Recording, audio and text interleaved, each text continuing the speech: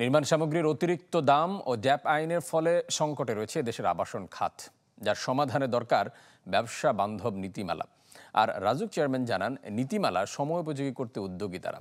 আবাসন খাতের সবচেয়ে বড় 5 দিনব্যাপী মেলার উদ্বোধনী অনুষ্ঠানে কথা বলেন তারা। বছর শেষের খুশি নগদে হবে বেশি। নগদ পেমেন্টে নির্দিষ্ট ক্যাটাগরির কেনাকাটায় 300 টাকা পর্যন্ত ক্যাশব্যাক। ক্রেতা দর্শনার্থীর ভিড়ে এমন উৎসব মুখর পরিবেশ রিহাব মেলায়। দেশের আবাসন খাতের সবচেয়ে বড় আয়োজন এটি, যেখানে নানা শ্রেণী পেশার মানুষের ভিড়। লক্ষ্য সাধ্যমতো পছন্দের আবাসন খুঁজে নেওয়া। মেলায় ব্যস্ততা বিক্রেতাদেরও। ক্রেতাদের কাছে তুলে ধরছে নিজেদের ফ্ল্যাট প্লটের নানা সুবিধা। দেয়া হচ্ছে নানা ছাড় আর লোভনীয় অফারও।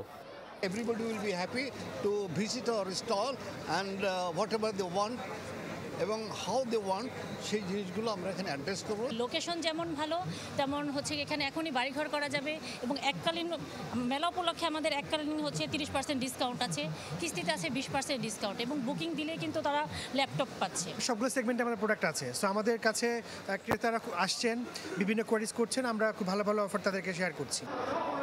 তবে দর্শনার্থীদের বড় অংশেরই আগ্রহ তথ্য সংগ্রহ। জানান, জেনে বুঝে দেখে নেবেন তারা। দাম নিয়ে অভিযোগ রয়েছে কারো কারো।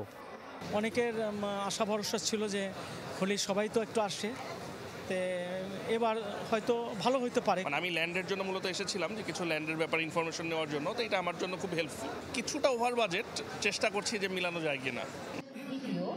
মেলার উদ্বোধনকালে নির্মাণ সামগ্রীর অতিরিক্ত দাম ও ড্যাপ আইনের সমালোচনা করেন রিহাব সভাপতি। এ সময় ব্যবসার বিকাশে নীতিমালা সংশোধনের কথা জানান রাজুক চেয়ারম্যান। ড্যাপ পারের মান হ্রাস,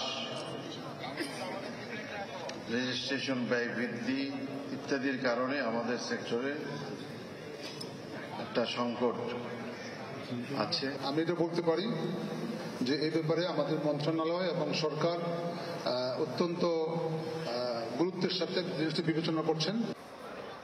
চলতি বছর মেলায় অংশ নিয়েছে 220টি স্টল, যা চলবে 27 ডিসেম্বর পর্যন্ত। রাকিব আল জাবেদ, চ্যানেল 24, ঢাকা।